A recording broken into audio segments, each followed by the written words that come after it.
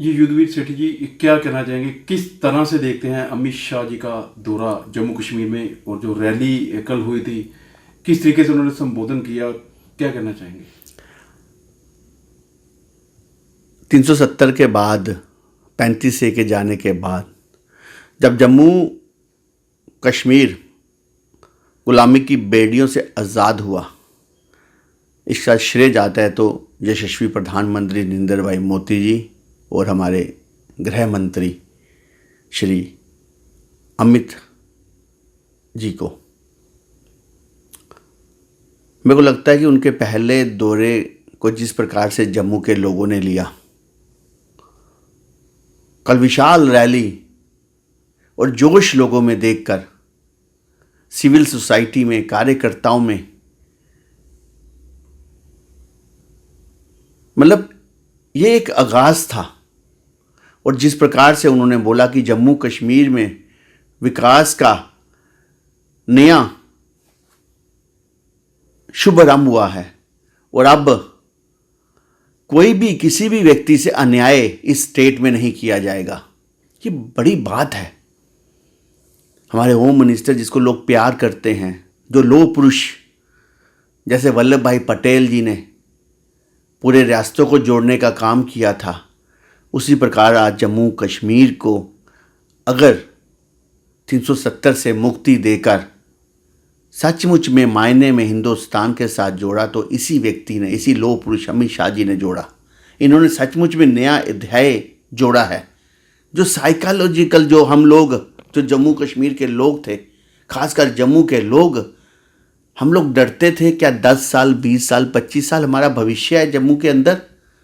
पर आज हम गर्व से कहते हैं, हर व्यक्ति की ज़बान पे एक ही आवाज़ है कि जम्मू कश्मीर हमारा डोगरों का है, ये हमारी रियासत है। आज वो डर खत्म हो चुका है। इसलिए कल आप भी अगर रैली में होंगे तो आप देखना, आपने देखा होगा कि जोश था वहाँ पे लोगों के अंदर, और किस खुले दिल के साथ स्वागत किया अमित शाह जी का, ताली बजाकर, सीटियाँ बजाकर। सचमुच में ये ऐतिहासिक रैली थी कल जम्मू की तरफ से। रैली में एक बड़ा जिक्र हुआ 3 परिवारों का। क्या आपको वाकई लग रहा है कि वह तीनों परिवार ही जम्मू कश्मीर की तरक्की में एक रोड़ा बनकर रहे थे? बिल्कुल। जो ये 3 परिवार थे, अगर 47 के बाद देखें तो जम्मू व कश्मीर के लोगों के अंदर अगर किसी ने दरार डालने का काम किया, गहराई खाइयाँ जो पैदा की, वो इन परिवारों ने की। ये वोट बैंक की राजनीति के लिए इन लोगों ने यहाँ मेजॉरिटी को मिनॉरिटी के खिलाफ भड़काया, और उसके साथ साथ पाकिस्तान के इशारे पे ये लोग जम्मू कश्मीर को चलाते थे। अलगाववादी नेताओं को खुश करने के लिए उनके बच्चों को नौकरी देते थे। ये लोग अपने परिवारों का ही सोचते थे, सेंटर से पैसा लेके अपने जेब गर्म करने की बात ही करते थे। जम्मू कश्मीर अगर गुर्बत की तरफ गया, 70 सालों के बाद भी जम्मू कश्मीर भिखारियों की तरह सेंटर की तरफ देखता था, वो अपने पैरों पे नहीं खड़ा हुआ, तो ये इसका श्रेय इन 3 परिवारों को जाता है।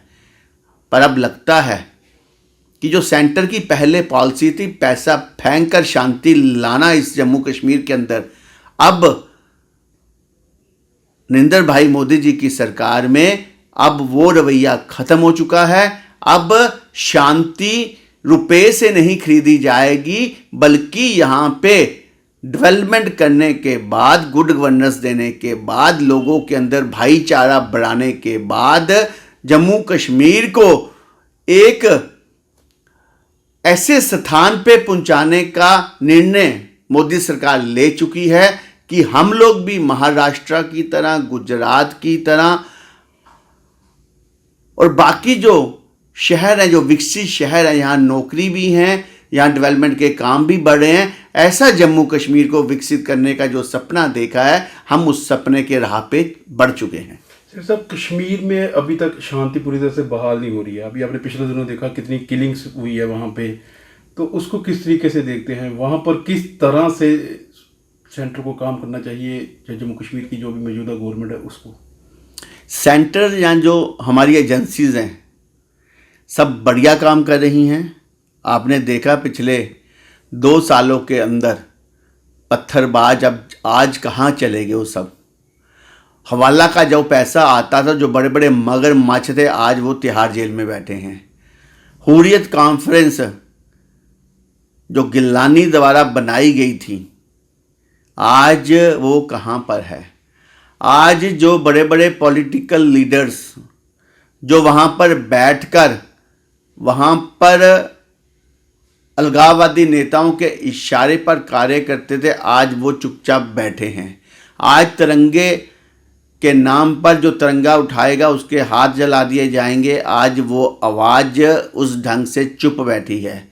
आज 370 जाने के बाद चाइना की मदद से 370 वापस ले आएंगे, ये भी वहाँ के लोग बर्दाश्त नहीं करते। हर चीज़ बदल चुकी है, कश्मीर की हवा बदल चुकी है।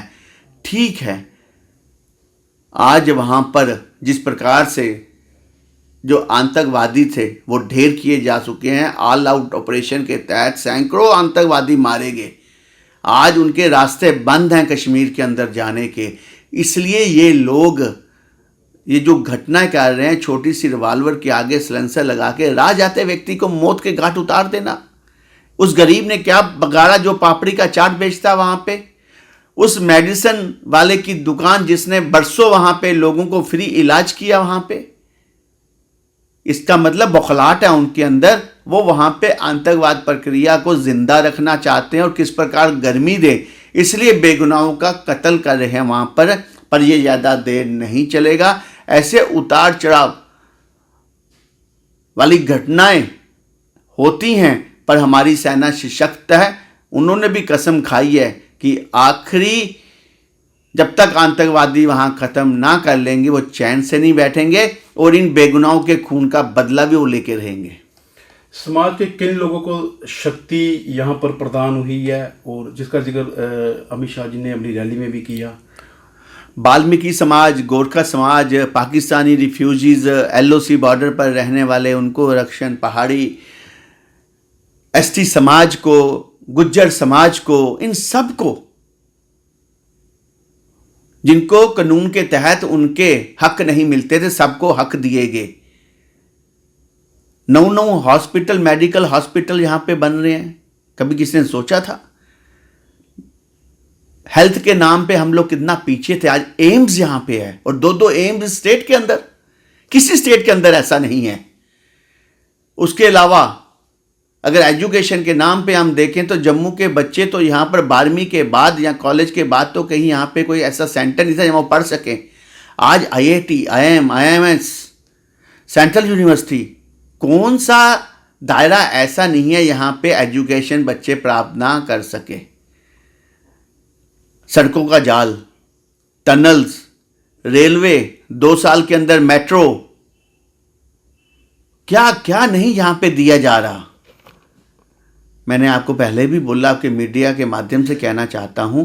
और कल इंडस्ट्री जो यहाँ पे लगाएगी, जो यहाँ पे इन्वेस्टमेंट हो रही है, 5 लाख नौकरी आने वाले समय में, और 2 साल के अंदर 27,000 नौकरी दे दी। और बाकी नौकरी यहाँ पे कल जो पत्र बांटे गए, जो पंचायत लेवल पे जो अकाउंटेंट्स के, ये नौकरियां हैं, विकास है। जिस नौकरी के लिए लोग तरसते थे, ये बैकडोर एंट्री बनाकर अपने जुलूस और जलसों की शोभा बनाते थे, युवाओं को उनका कैरियर खराब करते थे। मात्र 3500 की नौकरी देके उनको ये अपने कैरियर में नचाते थे। जब उम्र निकल जाती थी तो वो दर दर की ठोकरें खाते थे।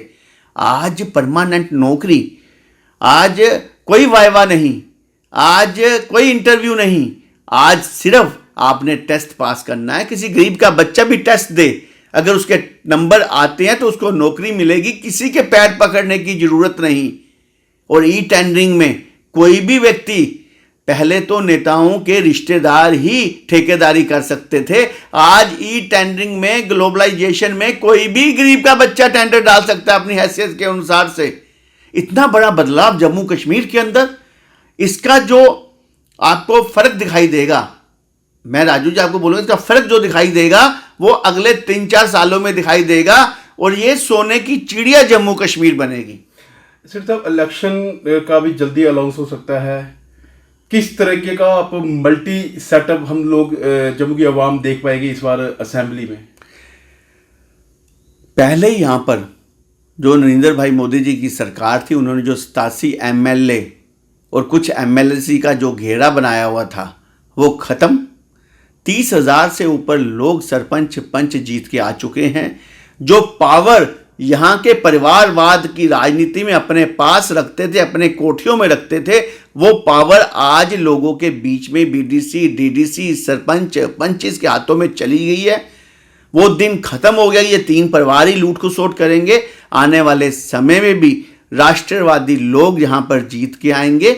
ST वाले भी वहाँ पर बैठ के, गुज्जर समाज भी MLA बनकर अपने समाज के लिए लड़ सकेगा। हर व्यक्ति जीत के आएगा। अब इस बार जो गुलदस्ता बनेगा वो सब धर्म जाति जात बरादरियों को लेकर राष्ट्रवादी लोगों का एक समूह बनेगा जो बैठकर इस जम्मू कश्मीर को आगे लेके जाएंगे, ना कि पाकिस्तान के इशारे पे इस जम्मू कश्मीर को बर्बाद करेंगे।